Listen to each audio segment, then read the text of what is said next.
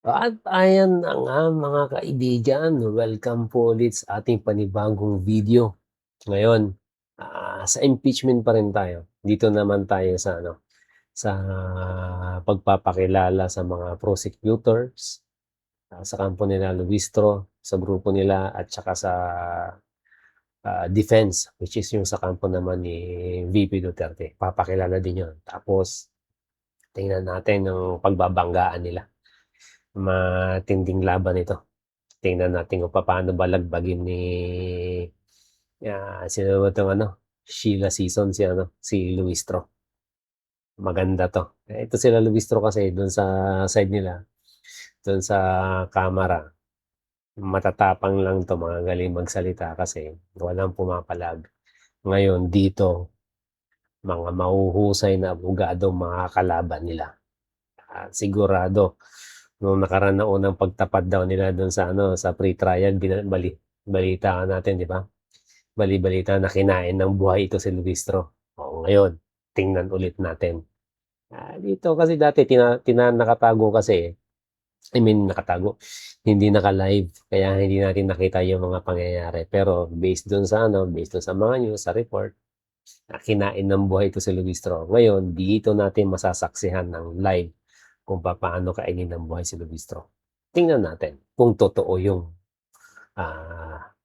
news na yun na narinig natin. Okay, go tayo. Good afternoon, Your Honors. We are 11 House prosecutors and 15 private prosecutors.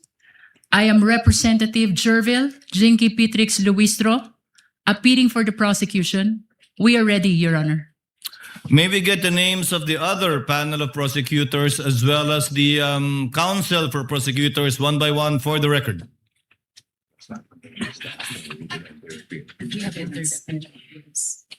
Good afternoon, if Your Honors, please. We have already submitted the names of the public and private prosecutors who have formally entered their appearance. Ako po si Representative Jose Manuel I. Diokno, magalang pong humaharap sa Senate Impeachment Court. Ready po. Noted.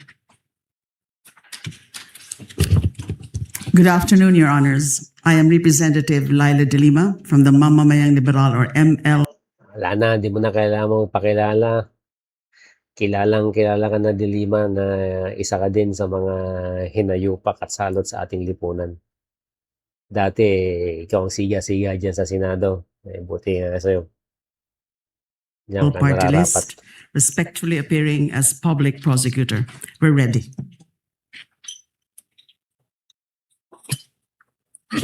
Good afternoon, Your Honor. I am Congressman Joel Chua, respectfully appearing for the public prosecutor representing the 3rd District of Manila. Ito pala, guys, yung pinapakilala, yung mga buhaya pala. Sorry. Linawin lang natin. Yung mga buhaya sa Kongreso. Number 1 na mga buhaya. Tuloy tayo. Good afternoon, Your Honors. I am at Arlene Kakabagaw from Dinagat Islands, representing the public prosecutor, Your Honor. Good afternoon, Your Honors. I am Representative Lawrence Rivera Defensor from the... Itong defensor na to, ito yung latak sa pangalan ng mga defensor. Sila Mariam Defensor ay pinakamahusay na senador na nakilala natin. Sa mga hinahangaan, pinakamatalino ng mga na senador na nakilala natin. Si Mike Defensor, isa din yan. Mahusay din na abogado yan. Itong sino na to, pangalan itong hinayupang nito. Basta defensor lang naalala ko sa kanya, pero latak sa pangalan ng defensor to. The 3rd District of Iloilo, respectfully appearing as public prosecutor. Panira sa pangalan ng defensor yan. Good afternoon, Your Honors. Representative Jonathan Keith Flores of the 2nd District of Bukidnon as public prosecutor, Your Honor. Good afternoon, Your Honors. Representative Isabel Maria Jorge Zamora from the Lone District of San Juan City as public prosecutor. Good afternoon, Representative Terry Don of Bicol Saro Party List. We are ready, Your Honor. Maraming salamat po. Good afternoon, Your Honors. Representative Ramon Rodrigo L. Gutierrez of One Ready Party List, respectfully entering appearance for the public prosecution. Good afternoon, Your Honors. Representative Lordans Juan of the 1st District of Cagayan de Oro City, respectfully appearing for the prosecution. For the record and for the information of our prosecutors, the term used in our rules for the public prosecutors, as you so mentioned, should be panel of prosecutors of the House of Representatives. And insofar as I've been hearing the term private prosecutors, the private lawyers will be referred to as counsel for the prosecutors. You may proceed. Good afternoon, Your Honors. I'm Attorney Lorna.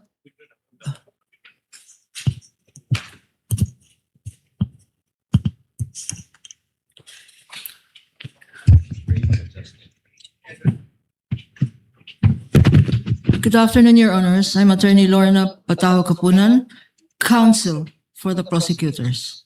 Under the control and supervision Kapatid ni Dilima. Kamukha sila eh. of the panel of prosecutors from the House.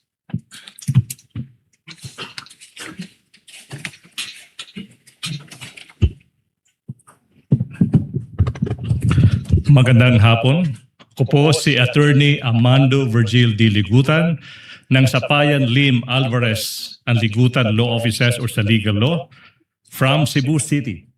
We are under the direct control and supervision of our honorable prosecutors from the House of Representatives. Ready, Your Honor.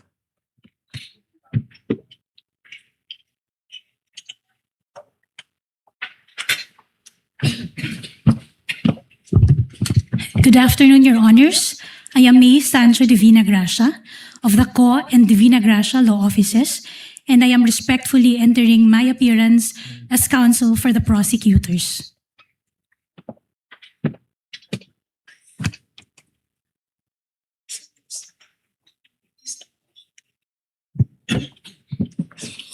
Your Honors, good afternoon. I'm Attorney Lino Chris Patao Kapunan, respectfully appearing as counsel for the prosecutors, acting under the direct control and supervision of the panel of prosecutors of the House of Representatives. Si Kuya parang atid ng dinner and dance.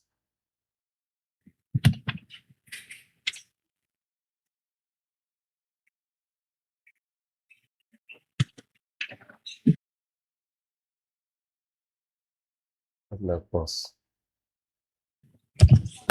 Good afternoon, Your Honors. Attorney Sonia Castillo, private prosecutor, under direct control and supervision of the public prosecutors. We are ready, Your Honor.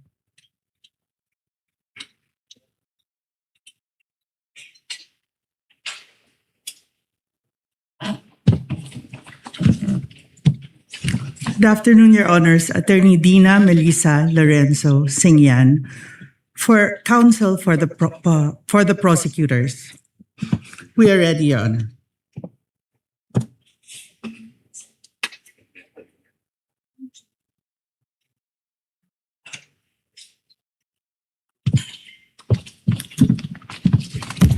Good afternoon, Your Honors. I'm Attorney Marford T. Fua, appearing as counsel for the panel of prosecutors. Good afternoon. We are ready, Your Honor.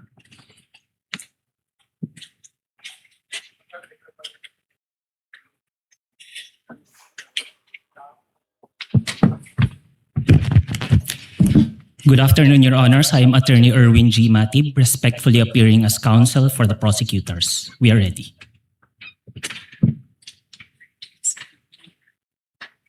Dami nito.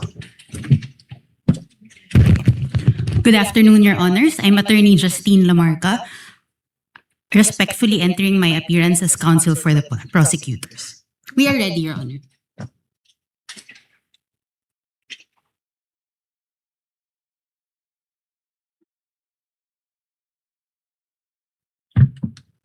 Good afternoon, Your Honors. With respect, James Brian Ibrahim Ali of Pecca Barlow, formerly Ponce Enrile Reyes and Manalastas, appearing as counsel for the prosecutors. We're ready to proceed today, Your Honor.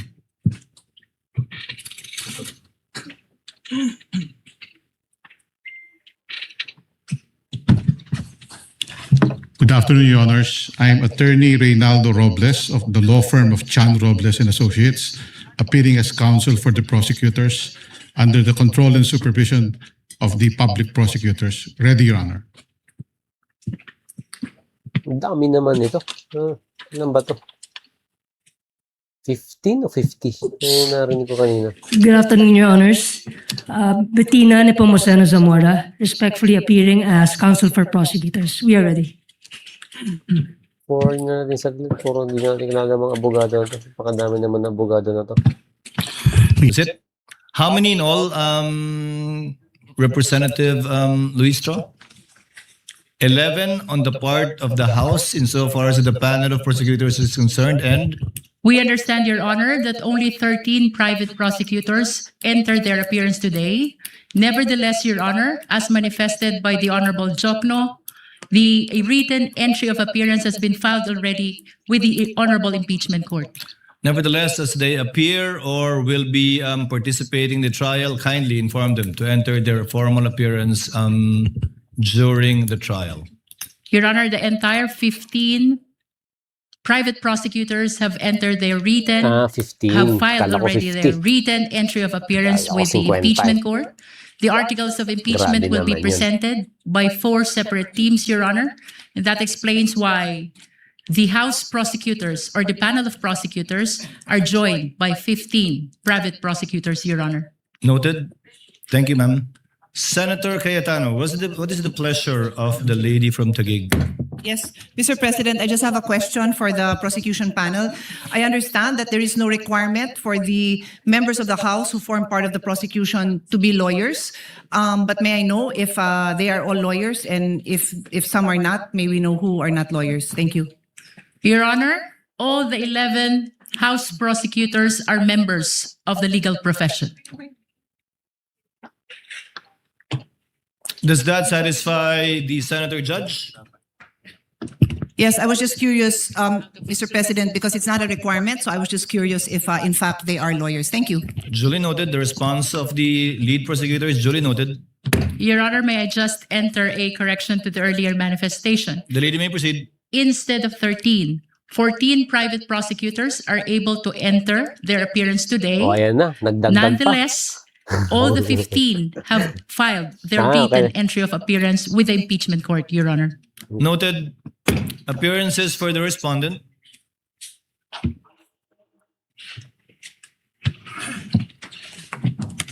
Good afternoon, Your Honors. I am Sheila Sison, respectfully appearing for Vice President. Itong ano to, itong itsura pa lang, no? Mukha yung professor na, no? Mukha yung professor na mambabato ng eraser. Masungit si Madam eh. Matalino. Tingnan natin. Kaya pala kinain si Luistro ng buhay nito. Matapang si attorney. Mukhang ano eh. Mukhang hindi ka talaga papaligtasin eh. Kung naging teacher to, kawawa yung mga estudyante. Sige, go tayo. Sara Zimmerman Duterte. With the permission of the court, my co-counsel will enter their respective appearances. You may proceed. Gregorio Weiner Pasa II.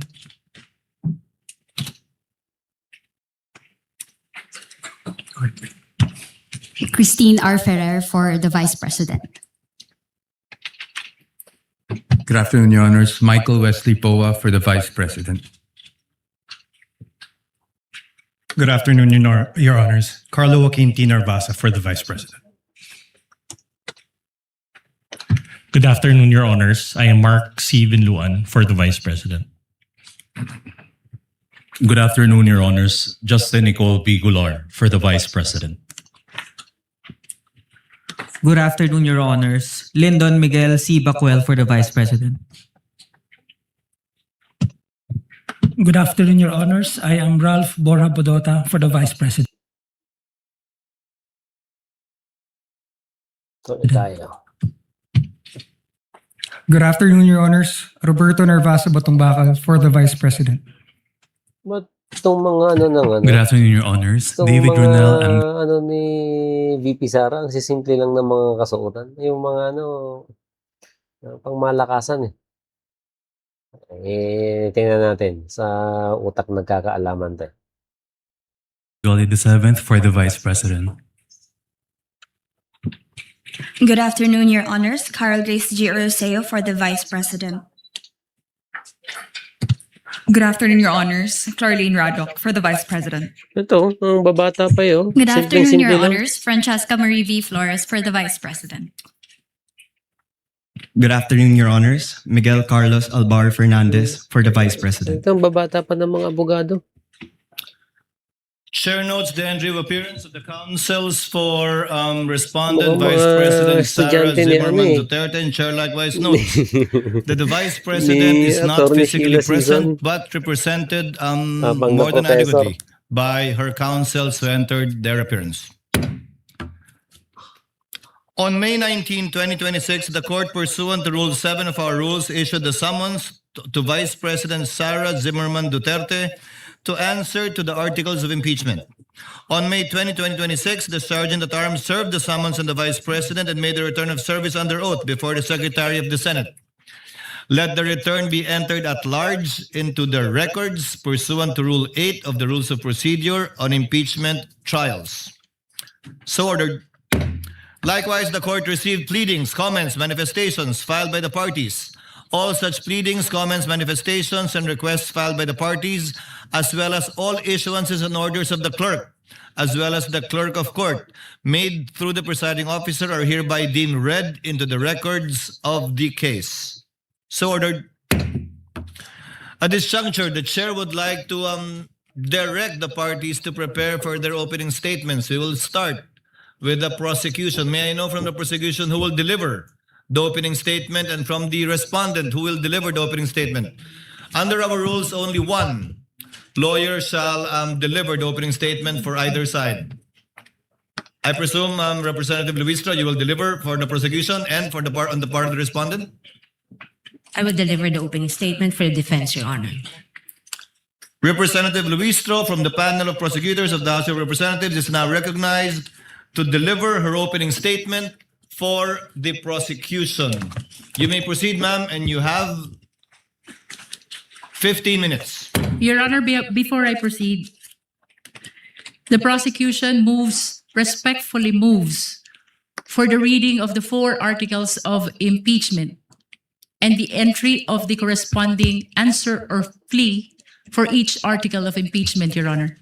Your Honor, this is consistent to the Senate rules on impeachment, particularly Rule 7, Your Honor, the last paragraph of which mentions about failure to appear, failure of the lawyer to appear, and failure Yun natin, salit lang. Kasi parang to file answer. There should be an entry of plea of not guilty. Likewise, Your Honor, under Rule 9 of the Senate Rule of an Impeachment, which says that the person impeached shall then be called to appear and answer the articles of impeachment against him or her. In this rule, Your Honor, it was likewise provided that the name of the person appearing in behalf of the respondent should be entered into the record. And by the answer, Your Honor, it is humbly believed that it pertains to the particular plea of whether guilty or not guilty of the respondent, Your Honor. Likewise, Your Honor, under Rule 21, Your Honor, the trial of all the articles of impeachment shall be completed before the senators vote on the final question of whether or not the impeachment is sustained.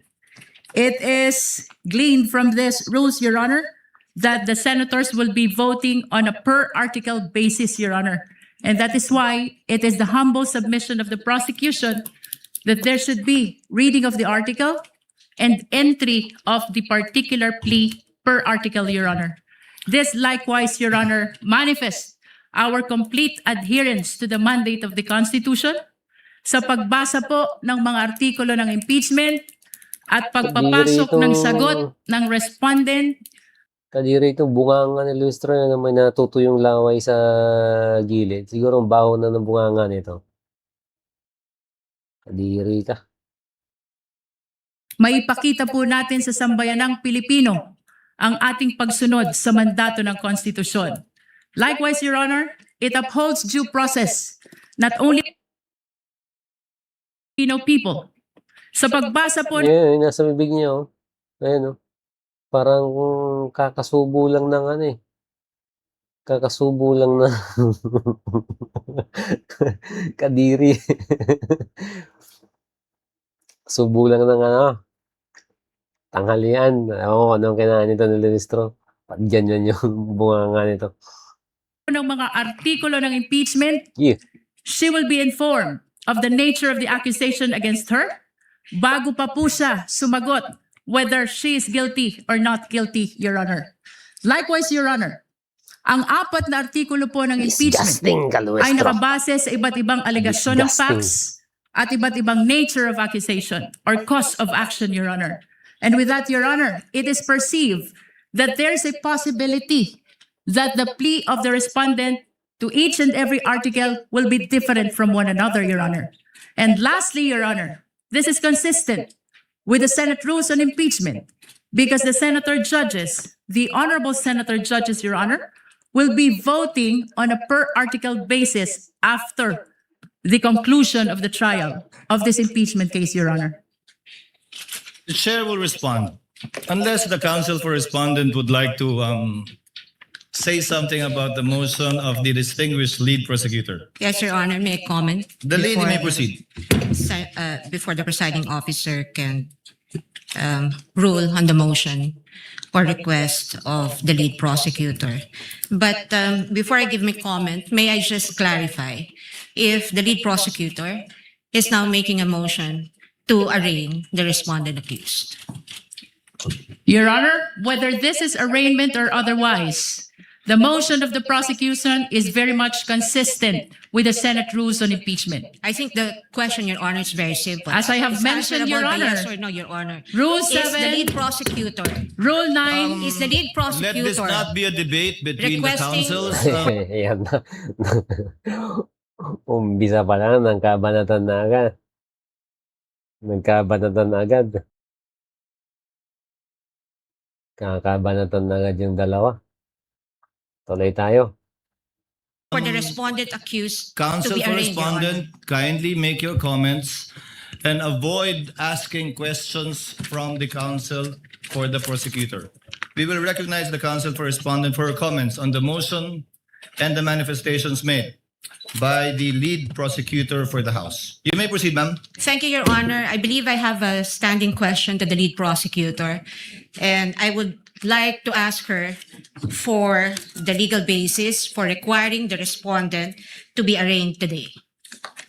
Because, Your Honor, I note that in her request earlier and manifestations given for the respondent to be arraigned today, she cited Rule 7, Rule 9, and Rule 21.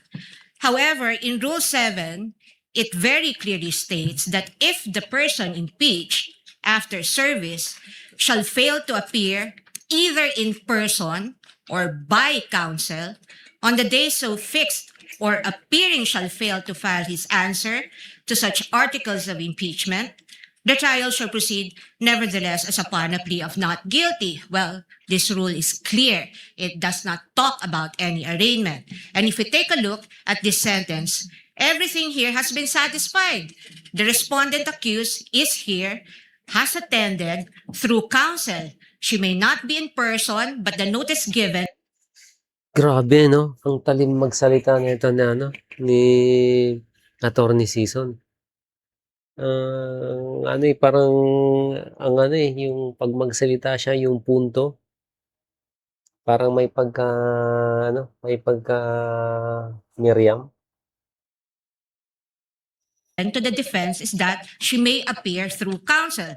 Second thing is that the respondent accused was also able to file her answer. And so Rule 7 does not support the request of the lead prosecutor that the respondent accused be arraigned today. Now, on the matter of Article 9, counsel also say that the person impeached shall then be called to appear and answer the articles of impeachment against him or her.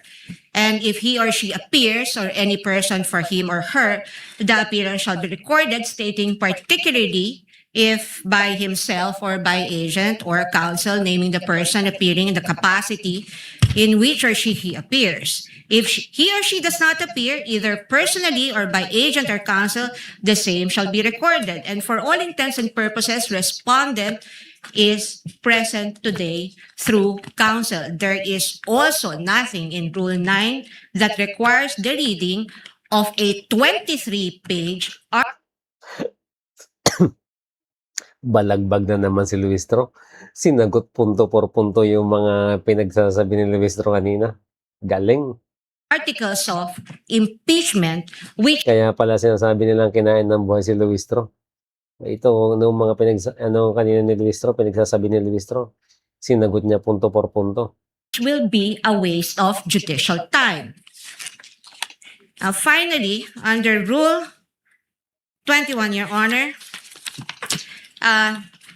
may I just correct the manifestation earlier by counsel, because it would seem to me, unless a reading of the transcript would say that I'm mistaken, but I seem to have heard the lead prosecutor claim that the voting on the articles of impeachment will be per article. Well, that's true, but the first sentence of Rule 21 says, the trial of all the articles of impeachment shall first be completed before the senators vote on the final question on whether or not the impeachment is sustained. Now, honestly, I do not see how Rule 21 is related to the motion now being requested or propounded by the lead prosecutor. And at any rate, Your Honor, given that the respondent is represented by her counsel today, and this is consistent, her appearance is consistent with the notice given and in accordance with the rules on rules of procedure of this court, then we can enter her plea on her behalf.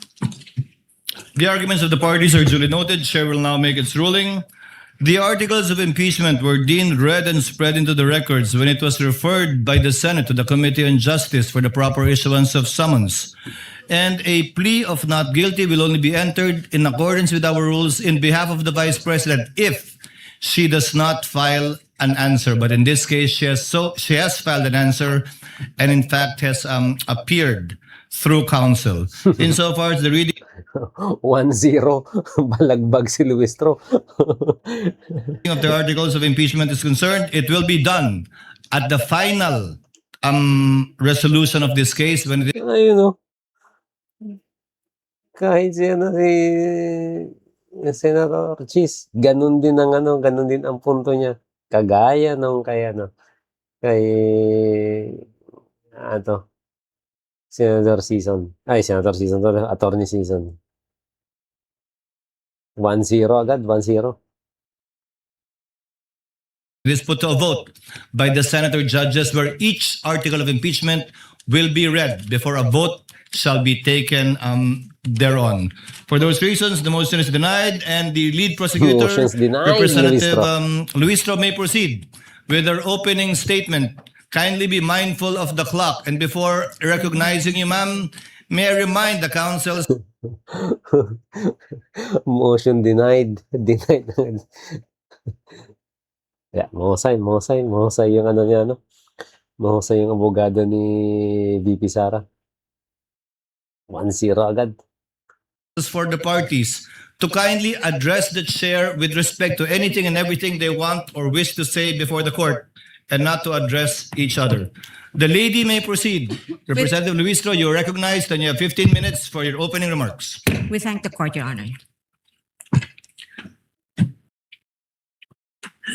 Nga. Mr. Presiding Officer, the Honorable Cheese Escudero, the Honorable Senate President, Honorable Win Gatchalian, sa atin pong mga kagalang-galang na Senator Judges, mga minamahal na kababayan, Sige.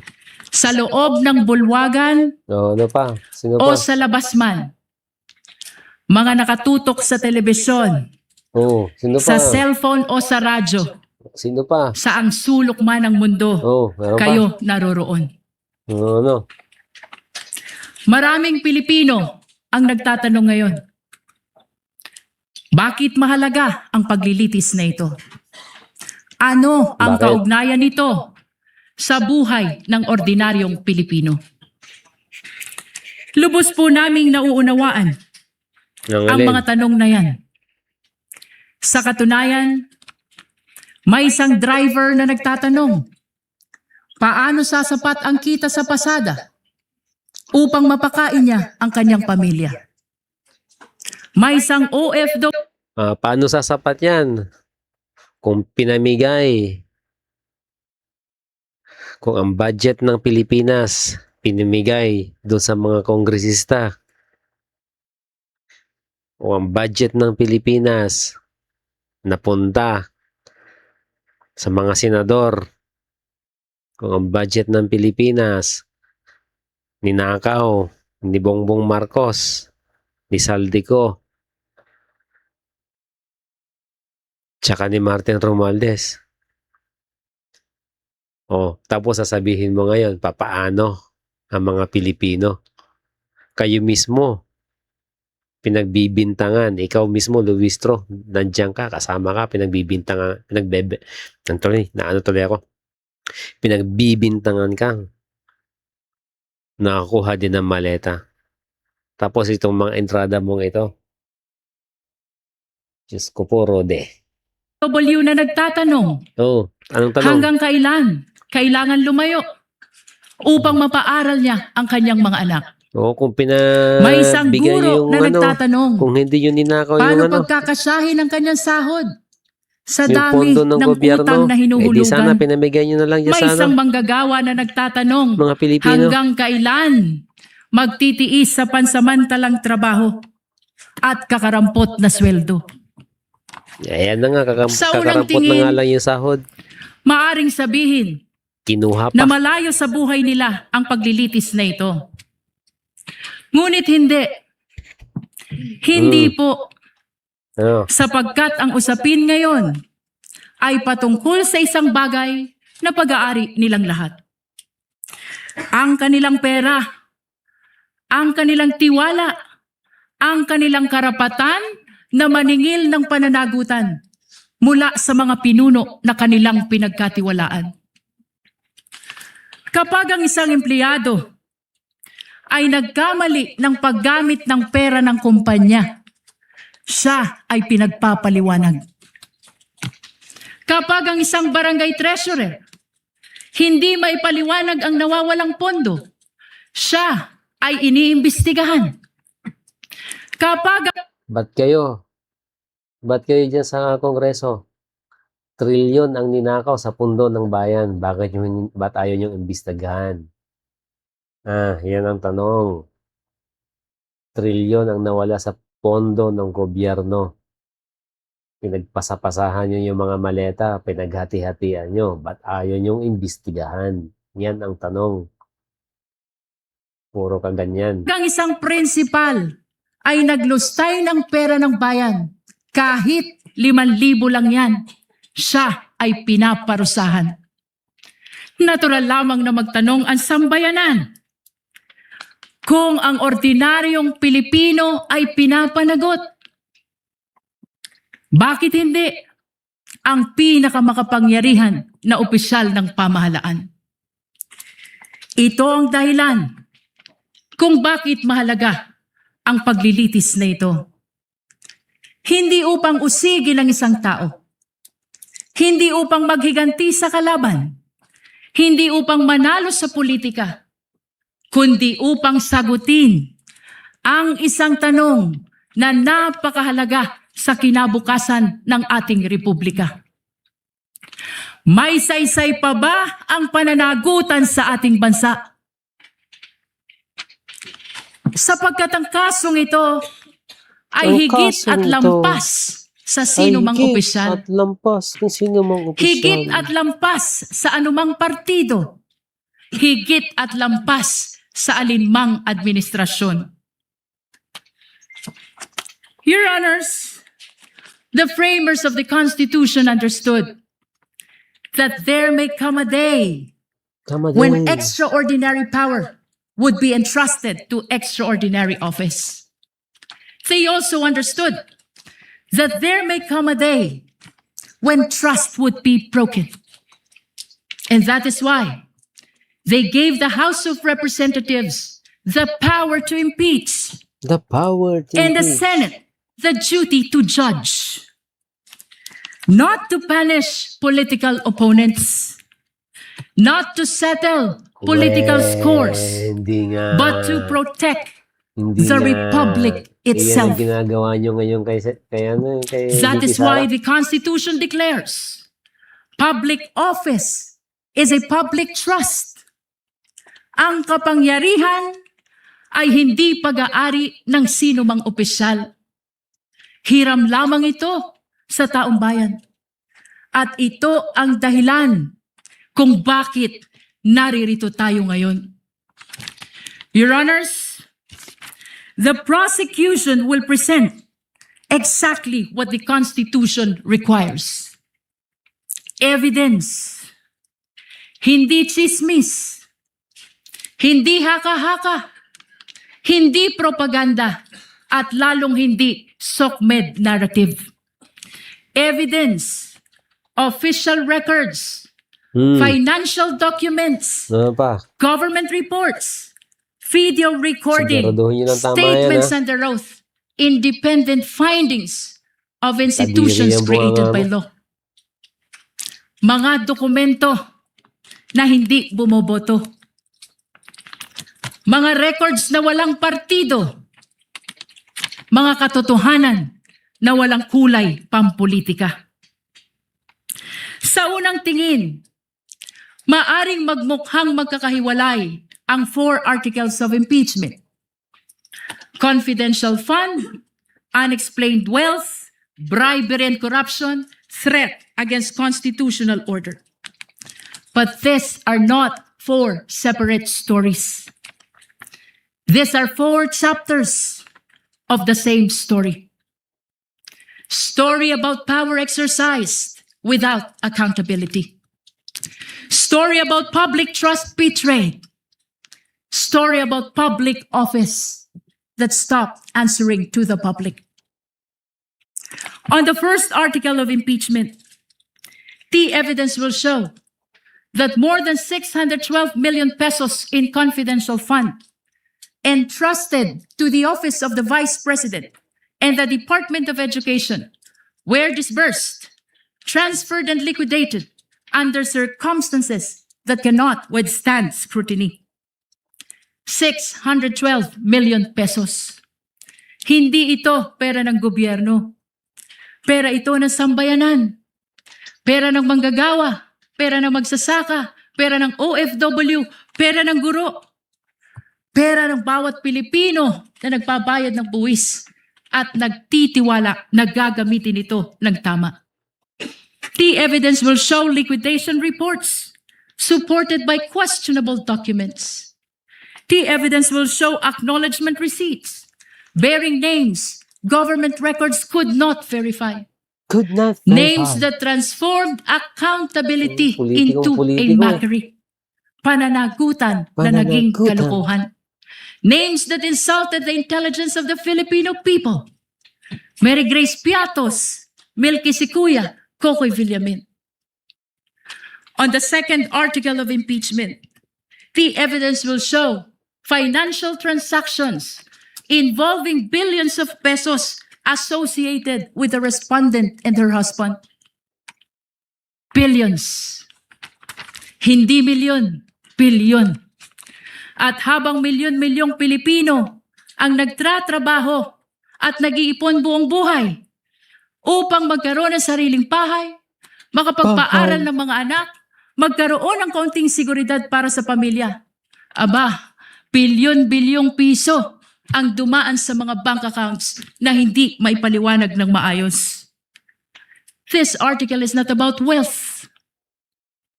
This is about accountability. This is about explanation. If wealth was lawfully acquired, where is the lawful explanation? If transactions were proper, where is the complete accounting? If numbers truly add up, then why do they refuse to reconcile? On the third article of impeachment, the evidence will show bribery, graft and corruption through the distribution of cash payments and monetary gifts to officials under the supervision of the respondent. This article is not simply about envelopes. This is about institution. This is about whether loyalty was purchased rather than earned. Government cannot function if loyalty is purchased instead of earned. Kapag nabibili ang katapatan, nawawala ang integridad. At kapag nabibili ang opisyal, nabubudol ang bayan.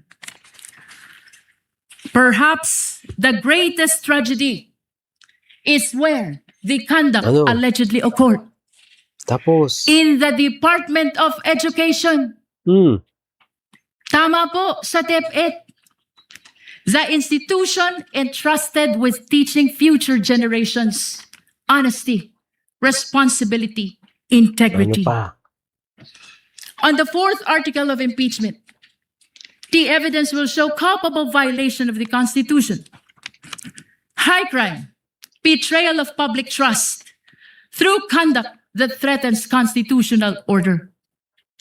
Among all allegations before this court, none strikes more directly at the heart of constitutional order than this one. Ito na po ang pinakamatindi.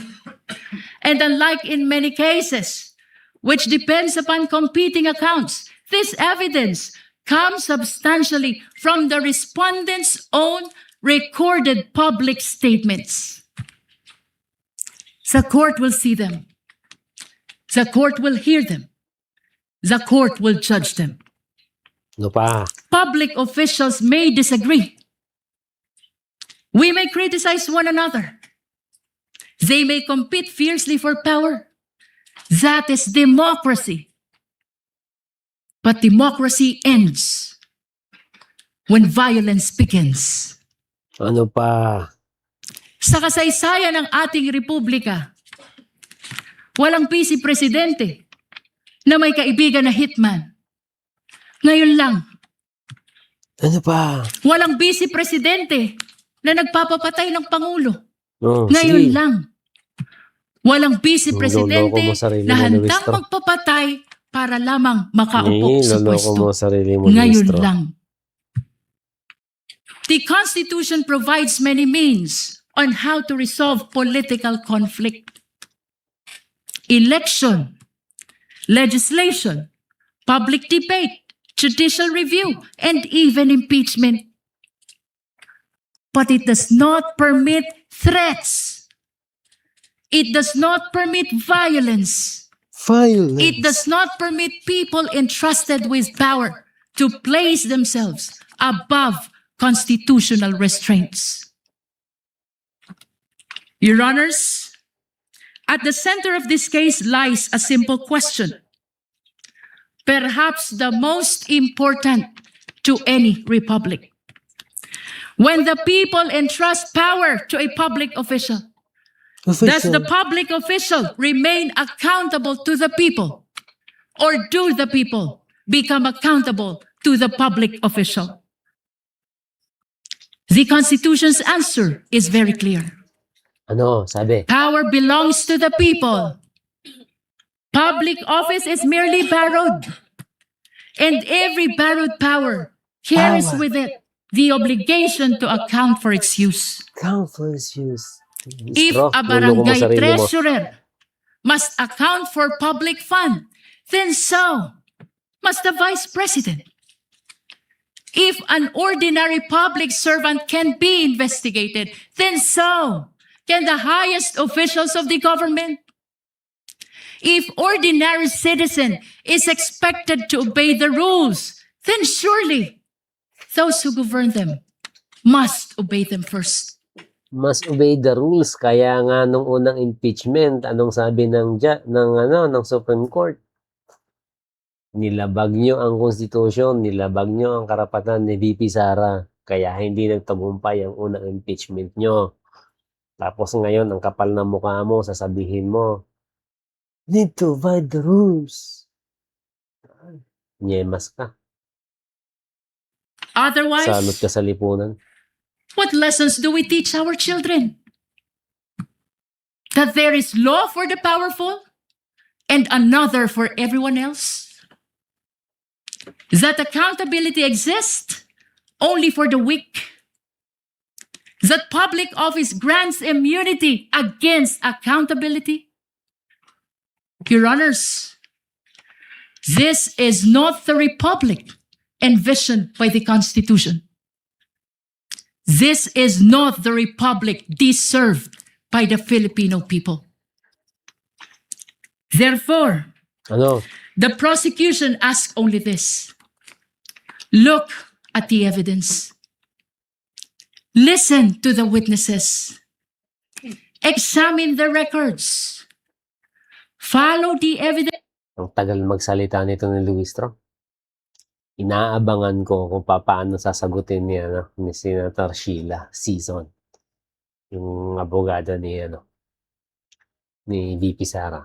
Malupit sumagot eh. Nakita natin kanina eh. Tingnan natin kung paano babarahin to. Luloko tayo ni Luistro eh. Years from now, future generations will not remember today's political alliances. They will not remember today's headlines.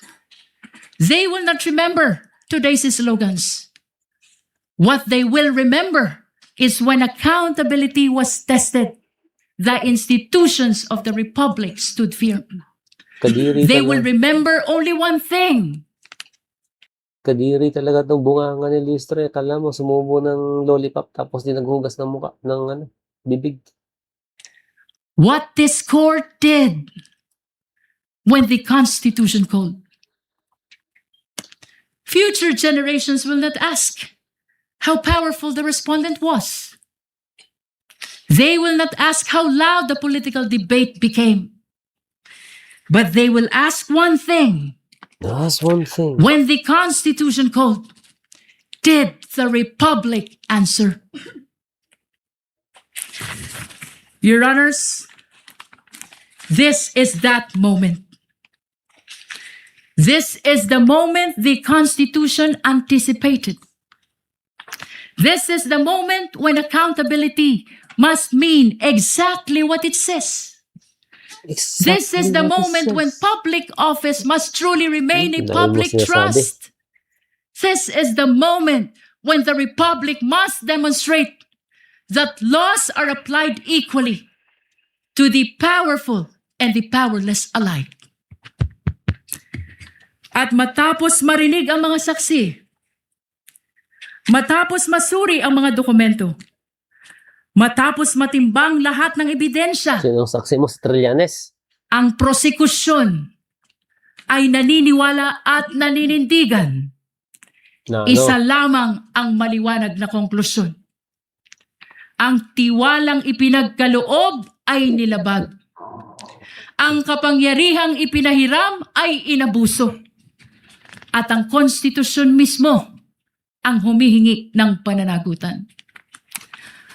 Amid the clarity Kayo lang. of the mandate of the Constitution, Kayo lang nasangkot sa flood control ang nagpipilit ng impeachment na yan. Kasi, gaya na sinabi ko, pag si VP Sara ang naging presidente, lahat kayo nandyan sa Kongreso, dali kayo, lalo na kayo yung mga himod sa puwet ni Romualdez. At isa ka na doon, Luistro. Noted. Opening remarks for the respondent. Counsel for respondent has 15 minutes and we will give you the same latitude we gave. Counsel for the prosecution for an additional 3 minutes should you so need it. You may proceed, ma'am. Thank you, Your Honor. Dito tayo kay Attorney Sheila. Matindi to. Tingnan natin kung paano balagbagin yung mga pinagsasabi ni Luistro. Your Honors, fellow Filipinos, good afternoon. As we begin today the impeachment trial of the Vice President, and in the days ahead, this court will undertake its constitutional task of receiving and weighing the parties' evidence, and ultimately to decide whether these pieces of evidence Yan talaga ko pag nakikita ko to si attorney, no? Yung parang teacher talaga na masungit. Yung pag hindi ka nakasagot ng nakasagot ng tanong niya, babatuhin ka ng eraser at saka eraser at saka chalk. Tsura eh.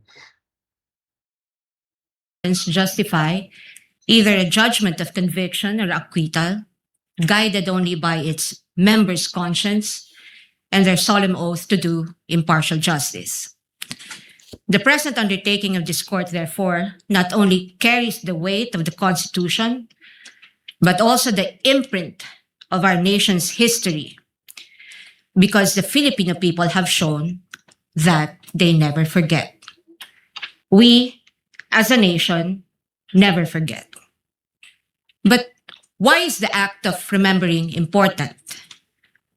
Pero sana maganda sana kung Tagalog yung ni attorney.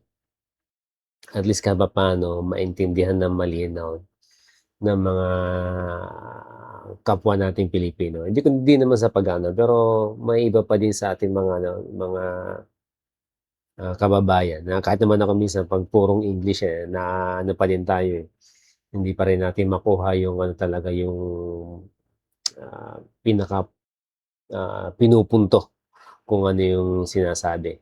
At least paano doon sa mga kababayan natin na hirap din doon sa pag-English mga nanonood, at least paano kung Tagalog sana, mas madali maintindihan at saka maipapaliwanag na mabuti. Ayun lang, sa akin lang naman. Go tayo, wala problema yan. Does it matter to our history and to ordinary Filipinos? Because in this trial, the prosecution proposes that we unseat the Vice President elected to office by more than 32 million Filipino people. Tama. More than the number of votes cast for the sitting president, and much greater than any of the votes secured by each of the members of the House of Representatives who now are here to prosecute her and seek to undo this people's choice. Sa makatwid, ang malinaw na layunin sa likod ng mga paratang na ito ay ang pagpapatalsik sa isang vice-presidenteng inihalal ng mahigit 32 milyong Pilipino at bunga ng kanilang malayang pagpapasya. Whatever one's political persuasion is, the reality is that the prosecution now comes before this court to remove a vice president chosen by an overwhelming number of the electorate. You all have heard the prosecution say repeatedly that this is because they seek accountability, that the people have a right to hold their leaders accountable. This is not a matter of debate. Indeed, the people have a right to demand accountability from their leaders. What we have yet to hear from the prosecution, however, is this. When the Constitution declared under Section 1, Article 11, that public office is a public trust and that public officers and employees must at all times be accountable to the people, serve them with utmost responsibility, integrity, loyalty, and efficiency, act with patriotism and justice, and lead modest lives, the Constitution does not only speak to the Vice President.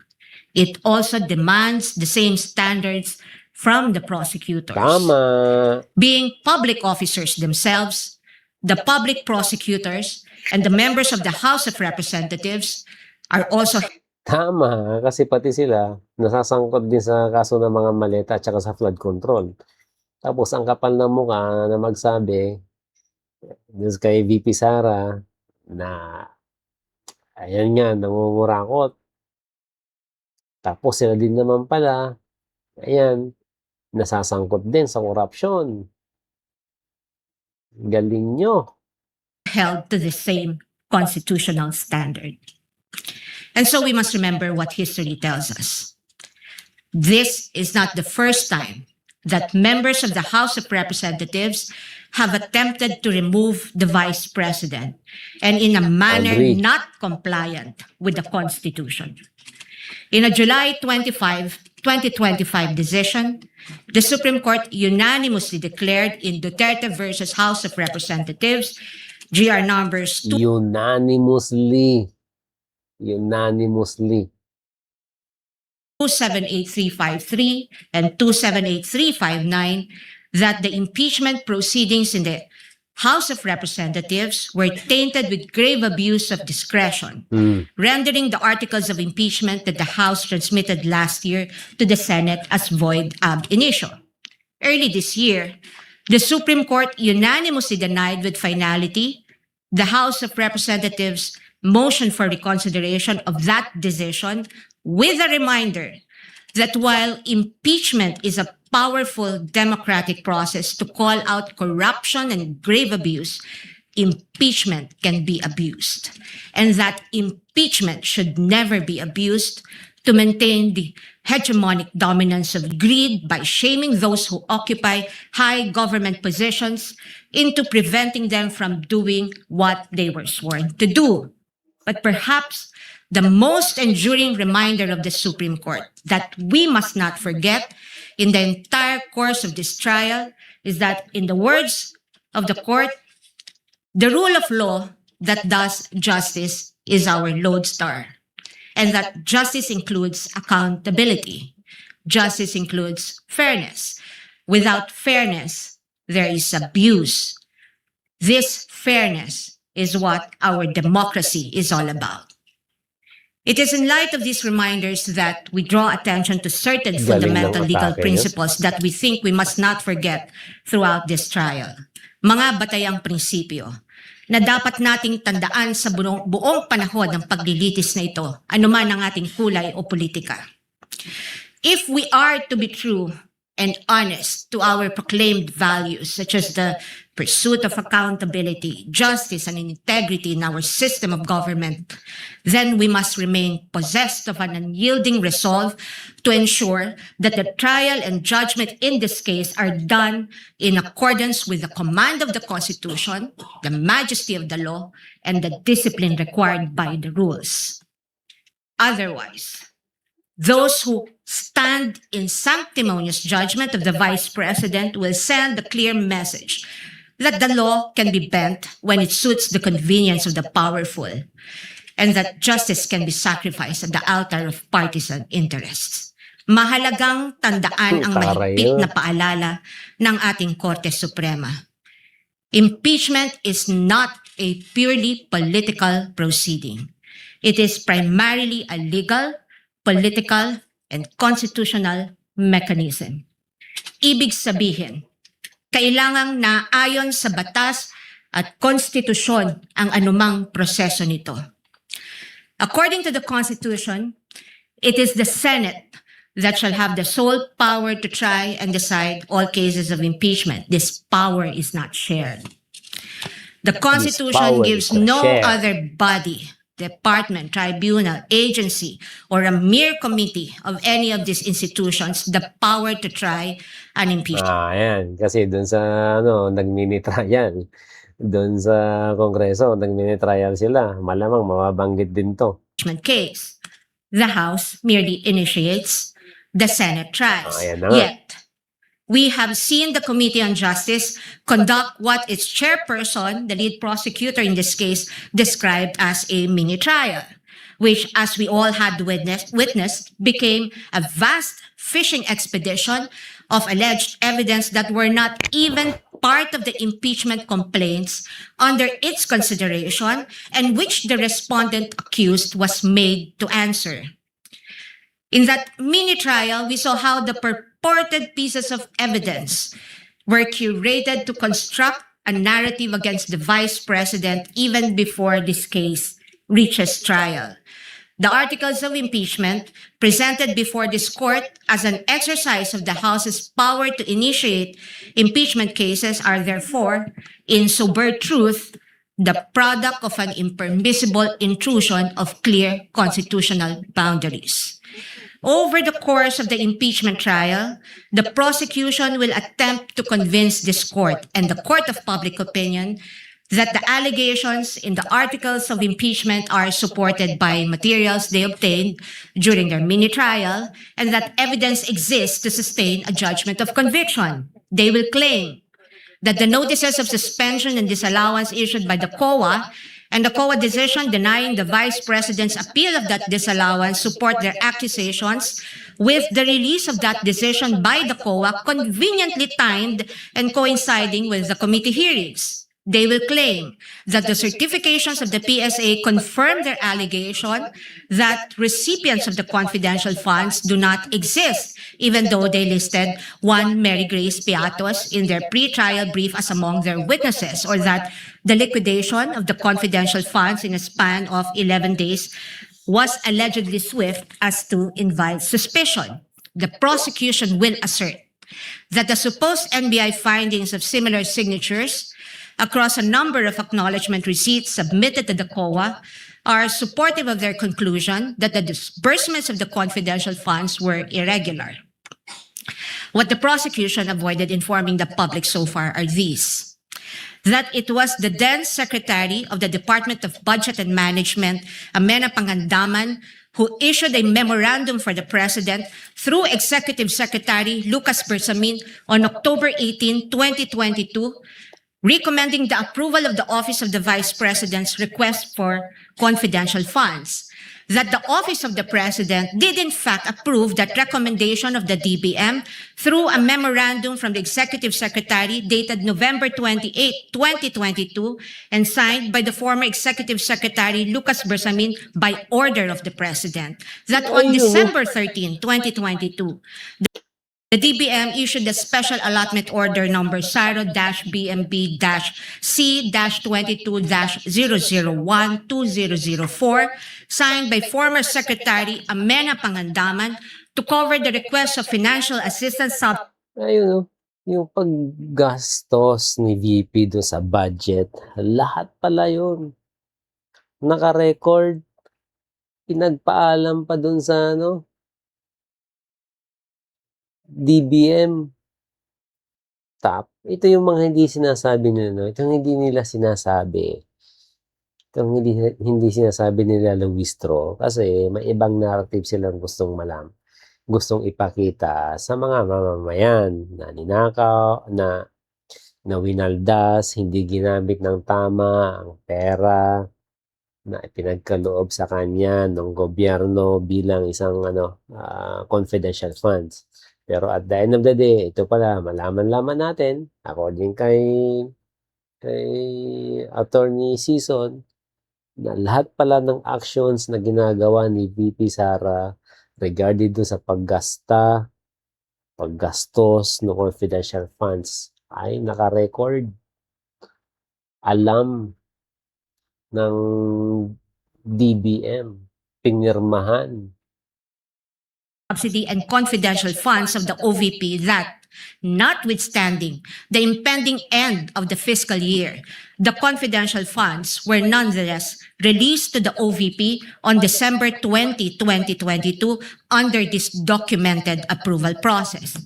That the COA decision is far from being final, that there is a pending motion for reconsideration of that decision, that, assuming arguendo, the COA denies that MR today, or while this trial is ongoing, as could plausibly happen under the circumstances, the respondent accused still has legal remedies available under the law and rules and can file a petition to question the validity of any forthcoming resolution of the COA on the MR under Rule 64 via petition for certiorari under Rule 65 of the Rules of Court, and more importantly, that Ayan. nothing in the notice of disallowance or COA decision states any findings of supposed misuse of confidential funds as confirmed by Attorney Gloria Camora when she was asked on this point during the committee hearing on April 14, 2026. Across all other articles, the prosecution will lay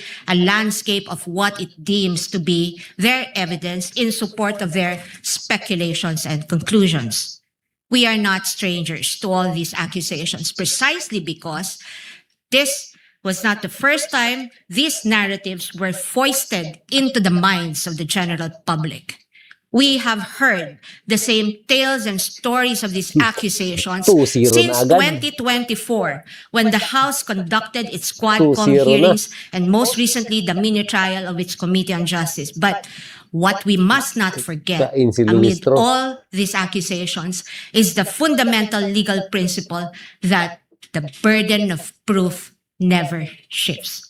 The burden of proof never shifts. He who accuses must prove his Ganda. allegations with evidence that meets not only the degree of proof required, but also meets the evidentiary standards of admissibility, credibility, relevance, materiality, and competence. We therefore should not lose sight of the core principle that the burden of proof is on the prosecution, and unless it discharges that burden, the accused need not even offer evidence on her behalf, and she will be entitled to an acquittal. This is the law then. This is the law now. And the underlying principle for this burden of proof is simple. Under our Constitution, every accused is presumed innocent until proven otherwise. An accused has in her favor the presumption of innocence, which the Bill of Rights guarantees. This also brings to fore the reality that, in the words of the Supreme Court in People versus Pagal, the individual citizen is but the speck of particular molecule vis-a-vis the vast and overwhelming powers of government, and his only guarantee against oppression and tyranny are his fundamental liberties under the Bill of Rights, which shield him in times of need. Sa madaling salita, kinikilala ng ating saligang batas na sa bawat paglilitis, ang isang individual ay nahaharap sa malalim at napakalaking makinarya ng buong Estado. At ang tanging sandigan lamang niya laban sa anumang pang-aabuso ng kapangyarihan ay ang kanyang mga batayang karapatan sa ilalim ng ating konstitusyon. Kaya't mahalagang linawin na sa gitna ng pagtatangkang ikondisyon ang kaisipan ng mamamayang Pilipino at sa gitna ng walang humpay na komentaryo sa mga pampublikong espat. Oo, yan yung ginagawa nila. Yan ang ginagawa nila. Kulang-kulang kung ano yung kung kulang-kulang yung mga sinasabi nila, kung ano lang yung magsusut ang pasok dun sa pananaw nila, yun ang ipapalabas nila sa mga Pilipino. So, wala talaga mangyayari hanggat nandyan yung mga yan. Kailangan mapalitan na yung mga yan. Ilang taon na lang.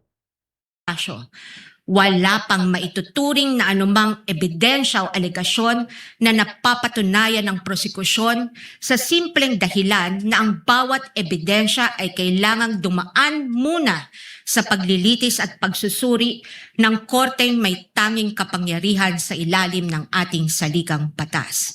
Higit sa lahat, ang anumang paglilitis ay kailangang naayon sa itinatakda ng ating batas at konstitusyon at hindi lamang sa kagustuhan ng iilang may hawak ng kapangyarihan. One might ask, why is it important that we must not forget these basic principles? The ruling of the Supreme Court tells us why.